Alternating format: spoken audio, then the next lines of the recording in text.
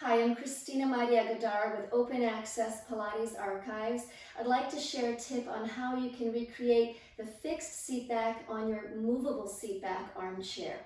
My armchair was made by Graz Industries and it was modeled after the armchair belonging to my mentor, Romana Kryzanowska.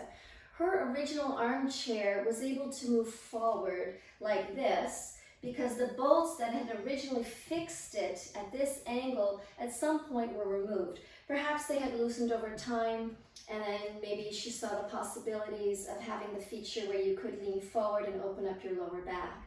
But that's why the seat back moves forward. But when we look back at the documentation from Joseph Pilates armchairs, the other armchairs I featured on my archives, including Robert Fitzgerald's and photos of Carola Trier's armchair, we don't see that. We only see it fixed upright. Also, keep in mind that in the patents of Joseph Pilates' other chairs, he did have movable seat backs, but they always hinged back. They always reclined back, never hinging forward. So this definitely was not a feature that came from Joe. How do you recreate this feature? Grab a thin book.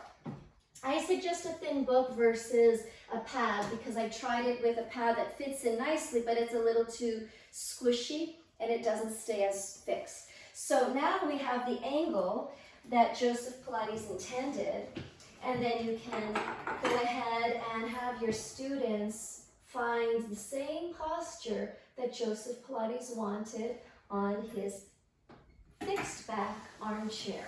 So all you need is a thin book, and you can recreate the exercises exactly the way Joseph Pilates intended. Give it a try and let me know what you think.